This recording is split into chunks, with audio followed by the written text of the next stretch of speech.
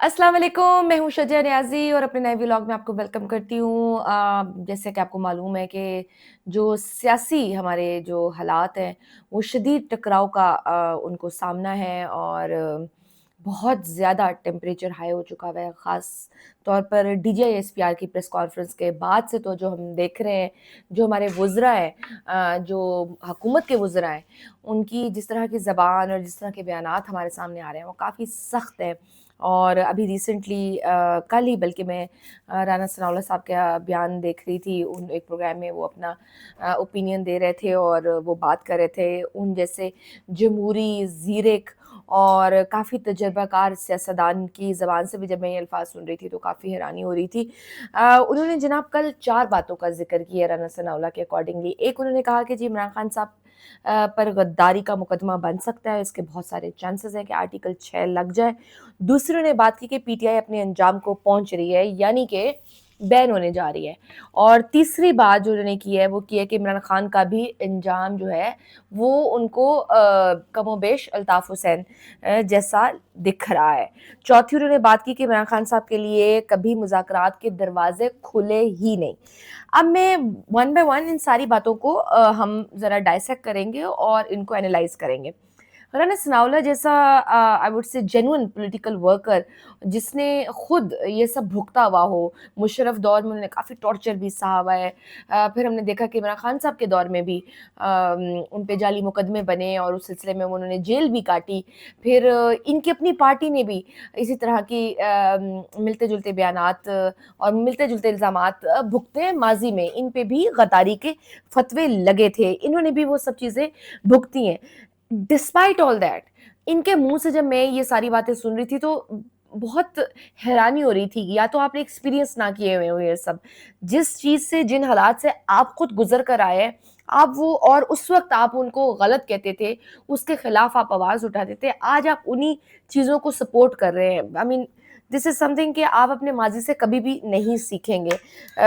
और वो इंसान जो हमेशा कहते थे कि जी इमरान खान साहब से मुज़ाकरात होने चाहिए, मफ़ाहमत की बात करते थे, हमेशा बात करते थे कि यार जितना भी है सियासी टेम्परेचर को नीचे लेकर आना चाहिए, टेबल टॉक होनी चाहिए, आके हमारे साथ बैठें, बातचीत करें। वो कह रहे हैं कि इमरान खान साहब पर गद्दारी का मुकदमा बन सकता है। सरप्राइजिंगली पहली बात ये कि इस मुल्क में वैसे तो सब कुछ हो गया है, इतना कुछ हो गया है कि अब ना हैरत इस बात पे होती है कि हैरत क्यों नहीं होती। इतना कुछ हो चुका है इस मुल्क में। लेकिन इमरान खान साहब पर गद्दारी का मुकदमा करना है तो कर लें। लेकिन माय क्वेश्चन इज़ कि मानेगा कौन? कौन मानेगा कि इमरान खान साहब गद्दार हैं? आप क्या ये जो 25 करोड़ की आवाम है, आप उनको कन्विंस कर लेंगे कि वो उन्होंने इस मुल्क से गद्दारी की है? मतलब फिर अगर इमरान खान साहब गद्दार है, तो फिर तो इसका मतलब है सारे गद्दार हैं। दूसरा ये लोग कहते हैं कि इसका हाल भी यानी कि इमरान खान साहब का हाल भी अल्ताफ हुसैन जैसा होगा। बिल्कुल नहीं होगा आई वुड से। आप कुछ भी कर लें, लगा लें, अपना सारा ज़ोर लगा लें, उनका अंजाम अल्ताफ हुसैन वाला नहीं हो सकता। वो एक लिसानी जमात थी, एक शहर की जमात थी।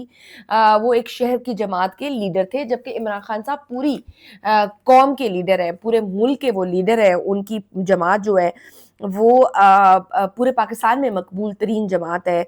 और दूसरा अल्ताफ हुसैन साहब के साथ एक बैगेज था, लातादाद भत्ता, तावान हमने देखा, मर्डर, अगवा, बहुत सारे उनके साथ एक मतलब वी स्टिल रिमेंबर कि कराची में क्या हालात होते थे। वहाँ पे अल्ताफ भाई का जो है ना सिक्का चलता था और किस तरह का वो अनरेस्ट क्रिएट करते थे। तो ये कंपैरिज़न बनता ही नहीं है कि आप जी इमरान खान साहब का हाल जो है ना वो अल्ताफ हुसैन जैसा हो जाएगा। या फिर उन्होंने एक और बात की कि अब मैं भी ऐसे ही देख रहा हूँ कि एक अडयाला तहरीक इंसाफ होगी और एक जनाब दूसरी तहरीक इंसाफ होगी। तो ऐसा कुछ नहीं होगा। इमरान खान साहब इस वक़्त मुल्क की सबसे बड़ी जमात के सरबराह हैं और उनकी मकबूलियत सिर्फ़ एक शहर या सूबे में नहीं है, बल्कि पूरे पाकिस्तान में है। और जो लास्ट 8 फरवरी के जो इंतखाबात थे उसमें लोगों ने भरपूर एतमाद किया, उन पे भरपूर भरोसा किया। इवन जो जो उन पे लगे इल्ज़ामात, जो जो उन पे सख्तियाँ आई, जो जो पार्टी में मुश्किलात हुई, उनसे इंतखाबात जो उनकी पार्टी का इंतखाब है वो छीना गया, उनसे नाम छीना गया, बग़ैर रजिस्टर्ड के पार्टी ने जी इलेक्शन लड़ा, आज़ाद उम्मीदवार, यानी कि वो जो इलेक्टेबल की सियासत थी उसको बदल दिया उन्होंने। अवाम ने सिर्फ इमरान खान साहब को वोट दिए। आज भी इमरान खान साहब अवाम के दिलों में राज कर रहे हैं, उनकी मकबूलियत में कोई कमी नहीं आई। शायद यही सबसे बड़ा चैलेंज है इस टाइम मौजूदा हुकूमत को कि क्या करे, पागल हो रहे हैं, समझ नहीं आ रही, फ्रस्ट्रेशन बढ़ रही है कि क्या करे, किस तरह से ये मकबूलियत कम करे। लेकिन आप लोग खुद ही इमरान खान साहब को जेल में रख के उनकी मकबूलियत को खुद ही बढ़ा रहे हैं। अगर आप उनको जो है ना हटाते, मतलब कि वोट ऑफ नो कॉन्फिडेंस के ज़रिए उनकी हुकूमत को ना तोड़ते, तो ट्रस्ट मी वो 1-2 साल और गुज़ारते तो पीटीआई को अगले 3 साल में 3 साल के बाद किसी ने वोट भी नहीं देना था, जो उनकी परफॉर्मेंस उस टाइम पे चल रही थी।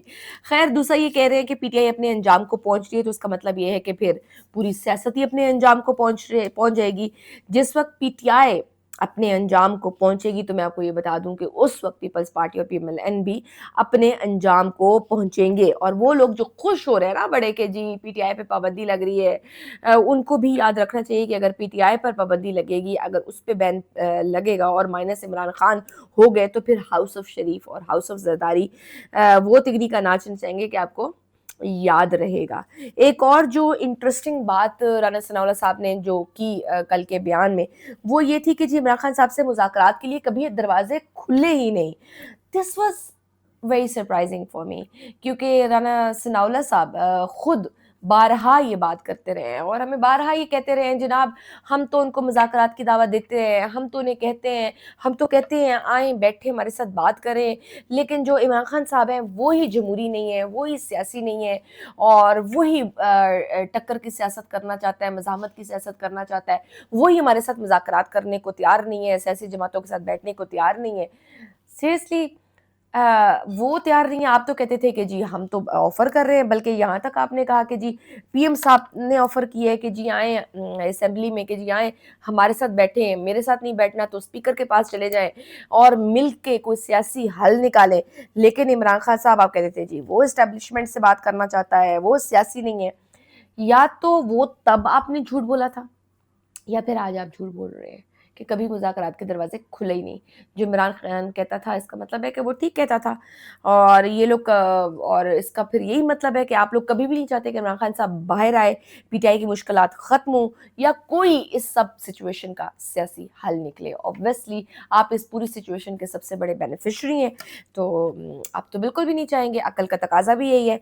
तो आप पीटीआई पर पाबंदी लगाकर बेशक देख लें, इमरान खान साहब को बैन कर लें, गद्दारी का मुकदमा कर लें, माइनस करके देख लें, केपी में गवर्नर राज लगाकर देख लें, होना वोना वैसे भी कुछ नहीं है। बस एक चीज़ होनी है, पहले ही polarisation is at its peak और ये सब करने से आप मज़ीद नफ़रतें फैलाएँगे, मज़ीद तक़सीम फैलाएँगे और मज़ीद सियासी अदम इस्तेहकाम को आप जो है ना प्रमोट करेंगे। इससे और आपको कोई नताइज नहीं मिलने वाले। अगर आपको लगता है ना कि ये सब करके आप इस्तेहकाम हासिल कर लेंगे, आप स्टेबल हो जाएँगे, आप मईशत को ऊपर ले जाएँगे, मुल्क जो है ना तरक्की करेगा, नहीं। ये सब करके आप मुल्क को फिर मज़ीद 10-20 साल पीछे धकेल देंगे।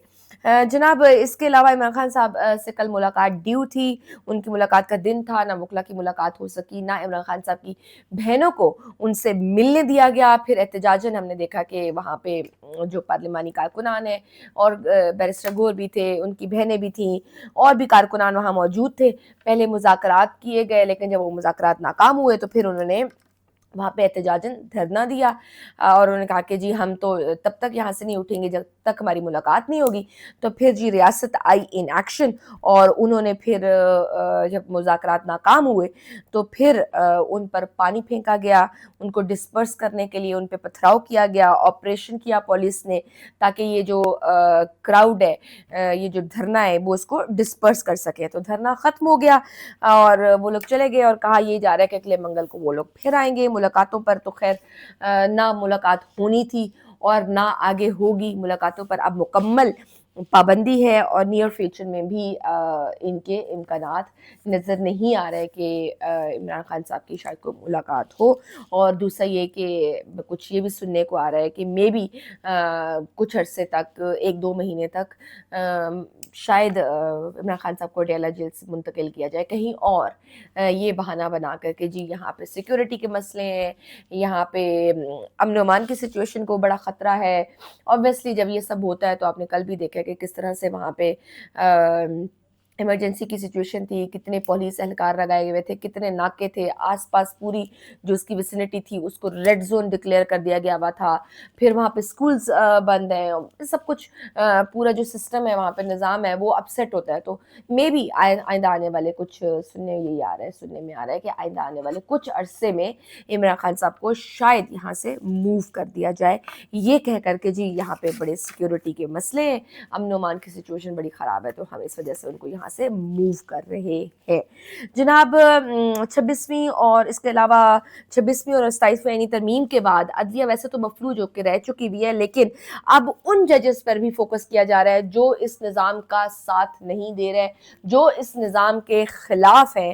اور ان میں سے ایک سب سے بڑی جو مثال ہے وہ جسٹس جہانگیری کی ہے جناب. ان کے خلاف ایک جعلی ڈگری کا کیس ہے، اس کی کل ہیئرنگ ہوئی ہے اور جسٹس سرفراز ڈوگر اور جسٹس اعظم خان نے ڈویژن بینچ نے کی ہے. یعنی حالانکہ ہوتا یہی ہے کہ جب بھی جج کے خلاف کوئی کمپلین آتی ہے تو یہ بیسیکلی جوڈیشل کونسل میں جاتی ہے، لیکن یہاں اپنے ہی ان کے اپنے کولیگ اسی ہی کیونکہ he works in used to work in Islamabad high court, تو وہیں ان کے اپنے کولیگ اور ادھر ہی وہ درخواست لگی اور وہیں پہ ہی اس کیس کی سماعت ہوئی اور اسلام آباد ہائی کورٹ کے چیف جسٹس نے یہ ہیئرنگ سنی اور انہوں نے کہا ہے کہ جناب یہ درخواست قابل سماعت ہے اور مزید انہوں نے کہا کہ 3 دن کا نوٹس دیا ہے انہوں نے جسٹس جہانگیری کو کہ آپ 3 دن کے اندر اپنے سارے ڈاکومنٹس جمع کرائیں. جناب جسٹس جہانگیری نے سندھ ہائی کورٹ میں ہم نے دیکھا چند ہفتے پہلے انہوں نے یہ بات کی تھی کہ مجھے اللہ اور رسول کی قسم ہے کہ میری ڈگری جو ہے وہ اصلی ہے، جعلی نہیں ہے. میں چونکہ من مرضی کے فیصلے نہیں دے رہا، یعنی کہ جو لوگ ان سے من مرضی کے فیصلے دلوانا چاہتے ہیں تو وہ یہ کہہ رہے ہیں کہ میں وہ فیصلے نہیں دے رہا، تو اس وجہ سے میرے خلاف انتقامی کارروائی کی جا رہی ہے.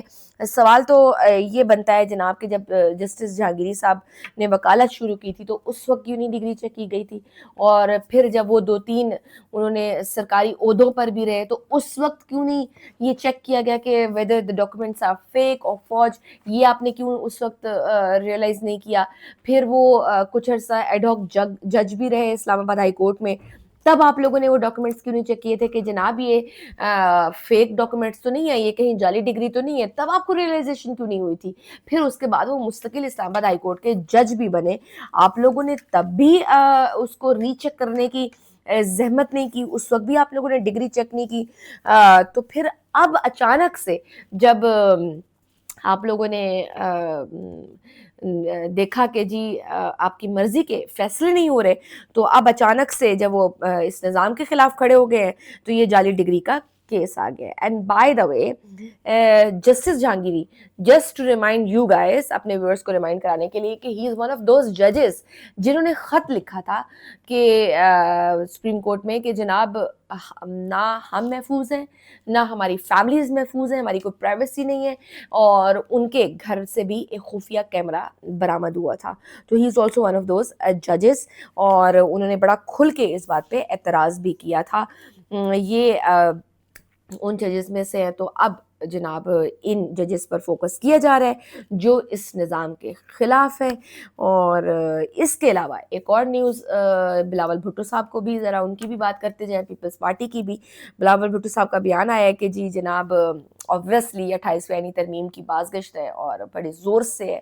اب تو کنفرم اطلاعاتی ہیں کہ جی اب تو کنفرم ہے کہ جی آنی ہے، شاید فیبرری میں آ جائے، کوئی کہتا ہے مارچ میں آ جائے گی.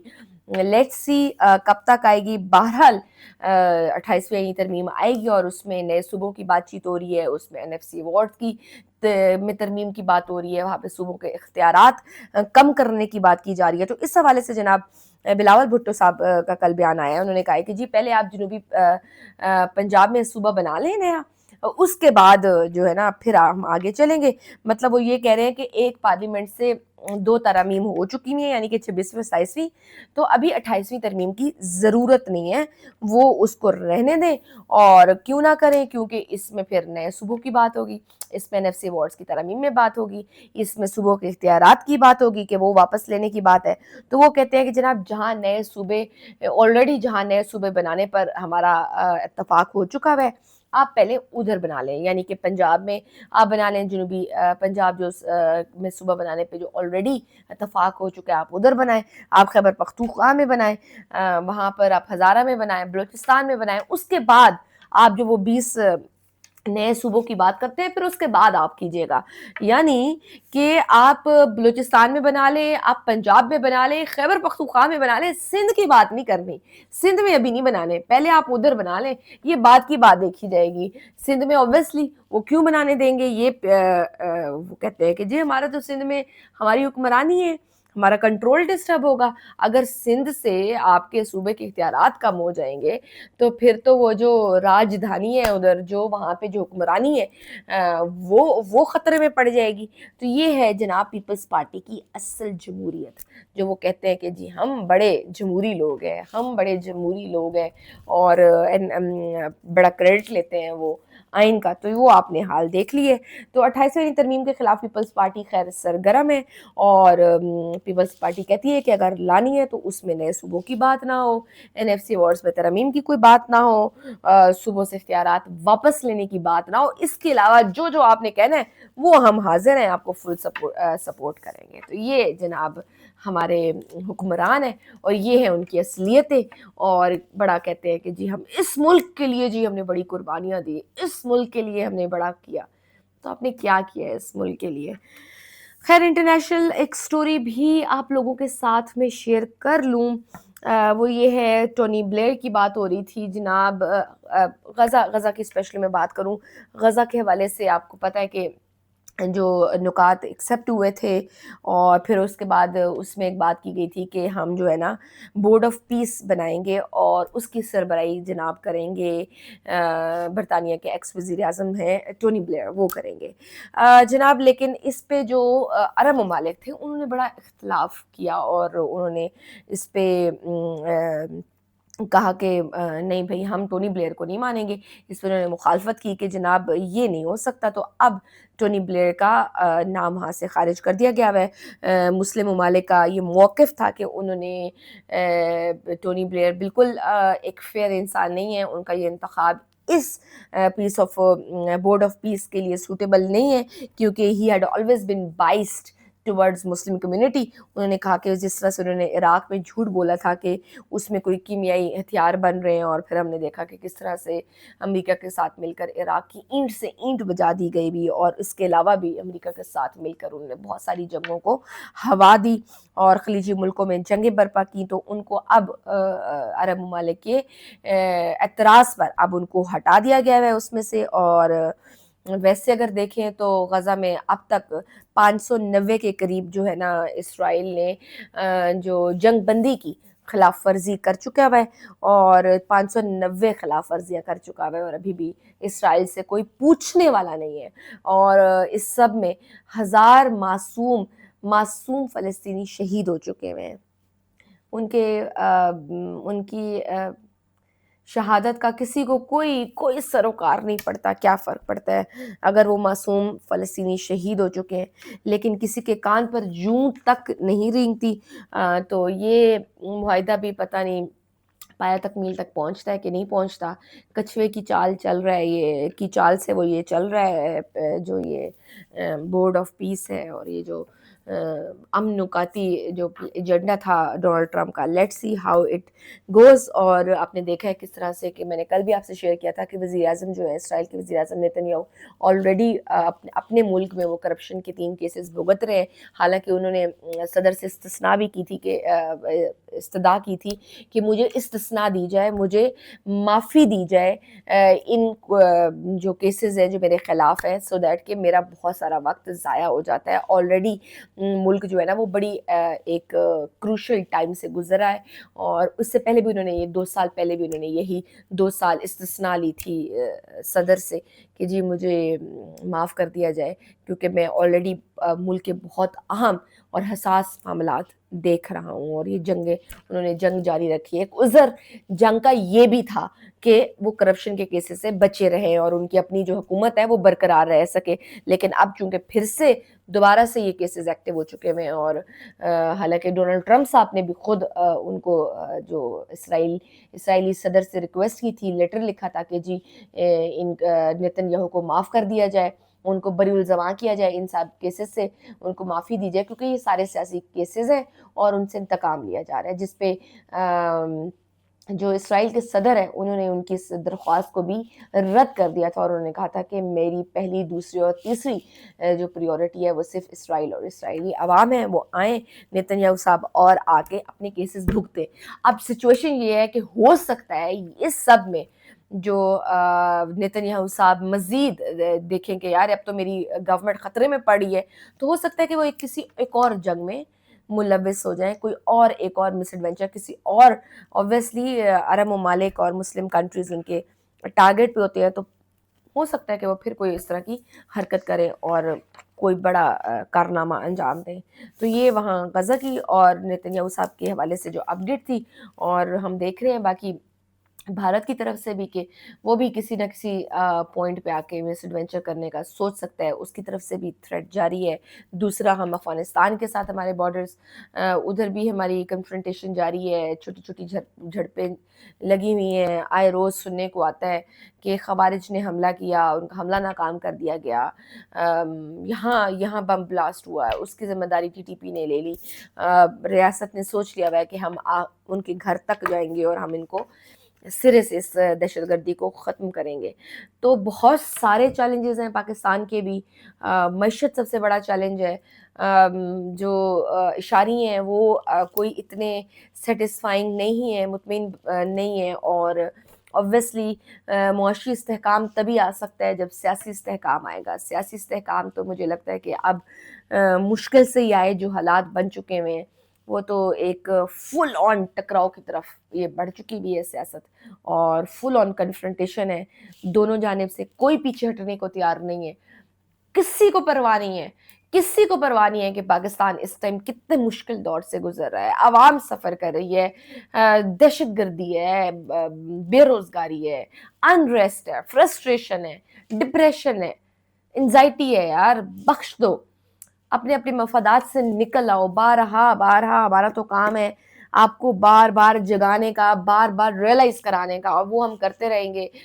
حالانکہ مجھے پرسنلی امید نہیں ہے کہ آپ لوگوں کے کانوں پہ جو بھی رینگے گی، but still I am here, and میں تو اپنا یہ کام کرتی رہوں گی، جو میری ڈیوٹی ہے میں آپ کو یاد کراتی رہوں گی کہ اپنے ذاتی مفادات سے نکل کے ملکی مفادات کے لیے خوددارا اکٹھے ہو جائے، ایک اس پہ آ جائے اور اس ملک کے لیے سوچیں، جو اس ملک کے لیے بہتر ہے وہ کریں، اور کسی نہ کسی طریقے سے سیاسی حل نکالنے کی کوشش کریں۔ یہ جس طرف جا رہے ہیں حالات، یہ ملک کو ترقی کی طرف نہیں لے کے جائے گا، ملک کو مزید مستحکم نہیں کرے گا، بلکہ ملک کو مزید 10 سال پیچھے دھکیل دے گا۔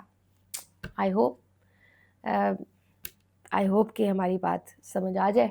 That's all for today. Like اور شیئر ضرور کیجیے گا۔ اللہ حافظ۔